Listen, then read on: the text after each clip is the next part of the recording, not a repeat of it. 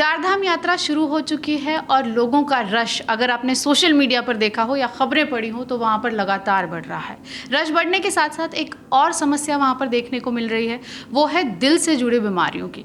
कई खबरें ऐसी आई हैं, कई बुरी खबरें भी आई हैं जिनमें ये सुनने को मिला है कि दिल से जुड़ी बीमारियों के चलते कुछ लोगों को अपनी जान से हाथ धोना पड़ा है। इसी पर बात करने के लिए हमारे साथ हैं डॉक्टर विकास ठाकरान और उनसे जानते हैं कि आखिर चार धाम यात्रा में ऐसी कौन सी कठिनाइयाँ या उनके दिल को किस तरह की परेशानियाँ हो सकती हैं जिसकी वजह से लोग या हमें इस तरह की खबरें सुनने को मिल रही हैं। तो डॉक्टर विकास, क्या वजह है कि चार धाम यात्रा या ऊपर जब पहाड़ी इलाकों में लोग जाते हैं तो दिल की बीमारियां या हार्ट से रिलेटेड इश्यूज बढ़ जाते हैं?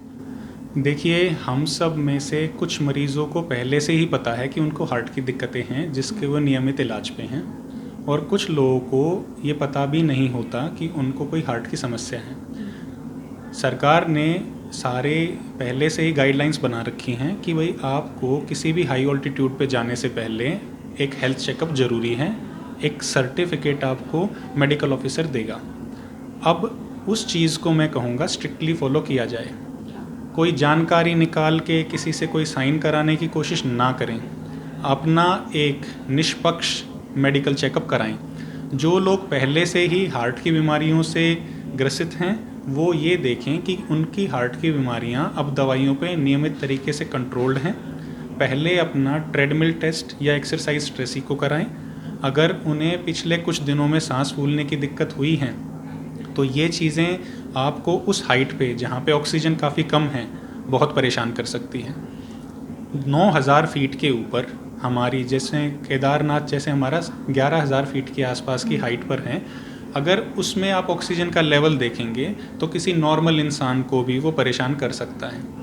कम ऑक्सीजन लेवल पे परेशानियाँ एक्यूट माउंटेन सिकनेस होती हैं जिसमें आपकी स्लीपलेस हो जाओगे, इरिटेबल रहोगे, नोज़िया वॉमिटिंग हो सकती है, सांस फूल सकता है। ऐसी सूरत में लोगों को पहले से ही अपना प्रोफाइलेक्सिस जिसमें एसेटोजोलामाइड डायमॉक्स नाम की टैबलेट डॉक्टरी सलाह पे पहले ही शुरू कर लेनी चाहिए, ताकि वो जब उधर रैपिडली असेंट करें, यानी बीच में कहीं बिना रुकाव के सीधा इतनी हाइट पर गए हैं, चाहे एयर फ्लाई या बड़ा क्विकली ट्रैवल करके, ये परेशानियां ना हों। डॉक्टर, आपने बताया कि कुछ ऐसे रिस्क फैक्टर्स हैं जिन पर ध्यान देना ज़रूरी है। चार धाम यात्रा है, बुज़ुर्गों के लिए वो एक बड़ी चीज़ हो जाती है। तो बुज़ुर्ग जाते हैं, उनको ये रहता है कि ज़िंदगी में एक बार तो हमें चार धाम यात्रा करनी है। तो जिनके घर में बुज़ुर्ग हैं और जो अपने बुज़ुर्ग लोगों को, अपने माता पिता को चार धाम यात्रा कराना चाहते हैं, वो किन खास बातों का ध्यान रखें? देखिए, बुज़ुर्ग जो लोग हैं वही ज़्यादा प्रोन होते हैं हार्ट डिजीज़ के लिए। सबसे पहले मैं कहूँगा कि वो अपना हेल्थ चेकअप जैसे बताया था जिसमें स्ट्रेस इको या जो ट्रेडमिल टेस्ट ये कराएं। आपका जो रिलीजियस पॉइंट ऑफ व्यू है वो आपके लिए डेंजरस नहीं होना चाहिए। कॉमन सेंस ये बोलती है कि अगर आप फिज़िकली फ़िट हैं तो उस आप ट्रैवल से सारे गेंस ले लोगे, आप उससे फ़ायदे ले लोगे, स्पिरिचुअल भी रिलीजियस भी। मगर उधर बीमार हुए तो आपका पर्पज़ ये नहीं था। इमोशनली सोचें मगर उससे पहले लॉजिकली भी सोचें। तो ये आप एक ज़रूर मेडिकल क्लियरेंस लें एल्डरली पेशेंट्स की। दूसरी बात है कि बताया जाता है कि खूब पानी पिएं। मैं कहूँगा जिनके हार्ट की पंपिंग कम है उसको हम अपने आप ही बताते हैं कि आपका हार्ट बहुत ज़्यादा पानी पीने की सूरत में लंग्स से लिए ब्लड को पंप नहीं कर पाएगा, क्योंकि वो अब एक्स्ट्रा वॉल्यूम आ चुका है, वो फिर सांस फूल जाएगा। तो जो परहेज़ बताए गए हैं कि कम पानी के, कम नमक के, वो निभाने पड़ेंगे और उसी पेशेंट्स को जाना चाहिए जो उधर की पहले मेडिकल क्लियरेंस ले रखी है। तो कम पानी किन लोगों को, ये मतलब पहले जो जांच कराएंगे तो आपको पता चलेगा कि हार्ट बीट्स कैसी हैं उस हिसाब से? ये कम पानी वाली परहेज़ हम बोलते हैं जब हार्ट की पंपिंग एफिशिएंसी कम हो। हार्ट हमारा नॉर्मली 55% पंप करता है, ये 100% पंप नहीं करता। कुछ ब्लड अंदर रह भी जाता है हर बीट के साथ। पूरी तरह खाली होना कुदरत का नियम नहीं है। 55% से अगर जो किसी अटैक के बाद, किसी नाड़ी बंद होने के बाद या किसी दूसरे कारण से अगर दिल कमज़ोर है और आपकी पंपिंग एफिशिएंसी लेस देन 35% है, सांस फूलता है, ऐसे लोगों को हम फ्लूइड रिस्ट्रिक्शन बोलते हैं। तो हर बार पानी आपको फ़ायदा देगा ऐसा नहीं है। तो बुज़ुर्ग भी हैं, बच्चे भी हैं, कुछ लोग विद फैमिली भी जा रहे हैं कि चलो एक ही बार में सब दर्शन करके आते हैं। ट्रैकिंग बहुत बड़ा एक पॉइंट हो जाता है। तो ट्रैकिंग करते वक्त क्या करें आप? अगर कोई डिसाइड करता है कि नहीं हम पैदल ही जाएंगे, तो अपने साथ किन चीज़ों को रखें कि ट्रैकिंग उनके लिए ईजी हो जाए, उनकी हेल्थ पर ना आए, कुछ दवाएं या कुछ ऐसी चीज़ें जो किसी तरह की समस्या महसूस होने पर वो ले सकते हैं? देखिए, अगर हम प्रॉपर गाइडलाइंस फॉलो करेंगे, किसी भी जो यात्री को जो बोलते हैं हमारे रिलीजियस टूर्स पे जा रहे हैं, हाई एसेंट पे जा रहे हैं, गवर्नमेंट की पॉलिसीज़ उनके आप फॉर्म देखोगे, ज़रूरी दवाइयाँ तक मेंशन की गई हैं। तो अपना कोई भी डिसीजन पर्सनल ना लें, मैं कहूँगा कि गवर्नमेंट गाइडलाइंस फॉलो करें। वो आपके लिए ज़रूरी दवाएं, ज़रूरी प्रिकॉशंस, ठंड से बचने के उपाय, रहने के तरीके, नेसेसरी टूल किट्स, सब कुछ गाइडलाइंस में होता है। डॉक्टर, आपने कुछ सिम्टम्स की बात की, तो अगर ट्रैकिंग करते हुए किसी को भी किसी तरह के सिम्टम आते हैं, चक्कर आते हैं, सांस बार बार फूलती है या उनसे चढ़ा नहीं जा रहा है, ट्रैकिंग नहीं की जा रही है, तो उनको क्या करना चाहिए सबसे पहले? देखिए, मैं कहूँगा prevention is better than cure. आग लगने पे पानी मांगने से बढ़िया है कि आग ना ही लगे।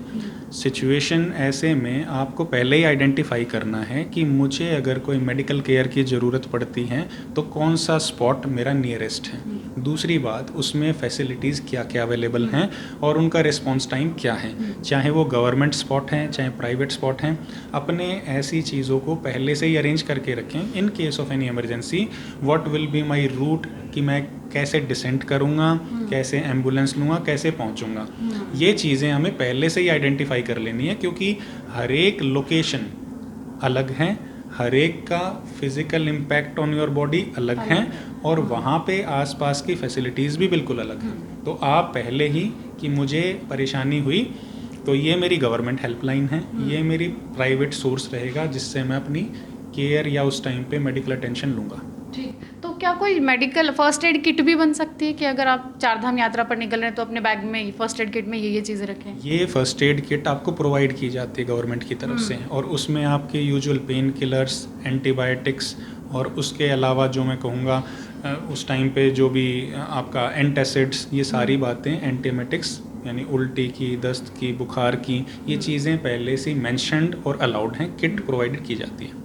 तो कुछ ऐसे भी लोग होंगे जिनको आप सलाह देंगे कि वो चारधाम की यात्रा अपनी सेहत को में अगर ये समस्याएं हैं तो फिलहाल के लिए ना करें? देखिए, अगर जो आपका चलने में सांस फूलता है, यानी आप 1-2 किलोमीटर भी नहीं चल पाते, 1 या 2 फ्लोर चढ़ने में ही सांस फूल रहे हैं, तब आप डेफिनेटली अवॉइड करें। और ये हमारा मैसेज इस प्रोग्राम से बेशक चारधाम के बारे में है, बट हो सकता है इसको आपको कोई एक्सट्रीम हेल्थ बेनिफिट ही मिल जाए कि आपको अगर ये सिम्टम्स हैं तो अपने नज़दीकी जो भी स्पेशलिस्ट हैं, फिजिशियंस हैं, उनसे मिलें और अपनी समस्याओं के बारे में, जो कारण सिस्टमिक भी हो सकता है, खून की कमी, थायराइड वाली बीमारी, या कई बार लंग्स की प्रॉब्लम या हार्ट की भी प्रॉब्लम्स हो सकती हैं, ये आप अपना ज़रूर चेक कराएं। ठीक है, किसी को इमीडिएटली नहीं जाना है यात्रा पर, लेकिन वो प्लान कर रहे हैं कि वो महीने भर बाद जाएंगे, क्योंकि थोड़े दिनों के लिए तो खुलते ही हैं चारधाम के द्वार। तो महीने भर पहले या 15 दिन पहले या कुछ टाइम पहले अगर आपको यात्रा करनी है और आप थोड़े बहुत सिम्टम देख रहे हैं, तो किस तरह की तैयारी आप कर सकते हैं अपने शरीर के साथ खुद को फिट रखने के लिए कि आप उस यात्रा को आसानी से कर लें? आप सबसे पहले अपना एक हेल्थ चेकअप कराएं, जिसमें स्ट्रेस इको या टीएमटी रूल आउट करता है एक अच्छे मार्जिन से कि कोई हार्ट रिलेटेड प्रॉब्लम नहीं है। अगर आप अभी एक्टिव स्मोकर हैं तो स्मोकिंग बंद करिए। 1 महीने पहले भी जो छोड़ी स्मोकिंग है वो आपको बहुत बड़े लंग रिलेटेड या सांस रिलेटेड एडवांटेजेस देती हैं। दूसरा, अपना जो रूटीन है अपना बनाए रखें, जो एक्सरसाइज रिलेटेड है, ऐसा नहीं कि उसमें ब्रेक्स हैं, ताकि आपको पहले ही अंदाज़ा हो कि आए किसी स्ट्रेस में मेरी बॉडी कैसे रिस्पॉन्ड करेगी। बहुत हाई ऑल्टीट्यूड में पहले ही प्रिवेंटिव दवाई जैसे डायमॉक्स वगैरह अपने फिजिशियन की सलाह पे लें, और अपने जैसे मैंने पहले बताया कि अपने हेल्थ पॉइंट्स पहले ही चेक पॉइंट्स रखें कि कोई परेशानी मुझे आती है तो इन लोगों को मैं कांटेक्ट करके ऐसे इलाज लेना चाहूँगा। बात दिल की हो रही है तो कुछ ऐसे 5 टिप्स आप दे पाएँ जो दिल की सेहत के लिए ज़रूरी हैं? देखिए, हार्ट की बीमारी अगर मैं सोचूंगा, कुछ तो फैक्टर होता है जेनेटिक। जिस घर में आप पैदा हो गए उस चीज़ को नहीं बदल सकते।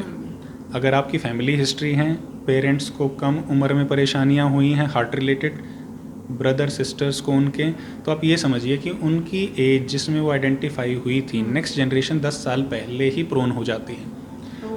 फिर फैक्टर जो हैं हमारे जिनको हम कंट्रोल रख सकते हैं, समय के साथ बताया गया है कि स्ट्रेस, मैं इसको आज पहले नंबर पे रखूँगा। जो स्ट्रेस है, मानसिक तनाव, चाहे आपका वो किसी जो बोलेंगे प्रोफेशनल हैं, पर्सनल हैं, फैमिली रिलेटेड हैं, उस पे आप कंट्रोल की कोशिश करें। दूसरा मैं बोलूँगा रेगुलर एक्सरसाइज, 45 मिनट्स की ब्रिस्क वॉक वगैरह अगर आप 5 दिन एक हफ्ते में निकाल पाते हैं तो काफ़ी बढ़िया रहेगा। तीसरी बात, स्लीप, नियमित स्लीप पैटर्न रखें। ये नहीं कि भाई इरेगुलर स्लीप का मैं बोलूँगा कि परेशानी है, बट जो पैटर्न हो फिक्स्ड हो। उसके बाद रहेगा आपका, अगर कोलेस्ट्रॉल की बीमारी है तो वो दवाइयाँ खाने से, कोलेस्ट्रॉल को कम रखने से हमें फ्यूचर एडवांटेजेस मिलते हैं। फिर बात डाइट रिलेटेड करूँ, लो सॉल्ट, खास करके अगर आप ब्लड प्रेशर के मरीज़ हैं। लो फैट भी इतना नहीं बोलूँगा, मैं कह रहा हूँ कि जो हमारे घरों में खाना बनता आया है सालों से, वो टेस्टेड है। अगर आप कहीं से भी बाहर का कोई खाना खा रहे हैं तो आपको कभी नहीं पता होगा वो किस चीज़ से बना है। मैं कहूँगा कि जो डीप फ्राइड चीज़ें हैं उनसे बचें, जो बार बार रीयूज्ड ऑयल्स हैं जैसे जो रेस्टोरेंट्स वगैरह में हो सकते हैं, उससे बचें। और अगर जो डाइट्रीज़ के अलावा मैं कहूँगा आजकल जो जिम प्रोफेशनल्स हैं जो एनाबॉलिक स्टेरॉइड्स यूज़ कर रहे हैं, प्रोटीन के भी आपको श्योरिटी नहीं है उसमें क्या है, उससे बचें। बिकॉज़ जो सुपर फिट दिखने वाले लोग जब सडनली क्रैश हो रहे हैं तो इसका मतलब आपकी पैकेजिंग अच्छी है, अंदर सामान ख़राब हो चुका है। तो इसीलिए नेचुरल वे में आप जो चीज़ें खा के अपनी एक्सरसाइज से जैसा शरीर पाते हैं, कोई बॉडी शेमिंग का मेरे हिसाब से कंपोनेंट आप अपने ऊपर ना लें।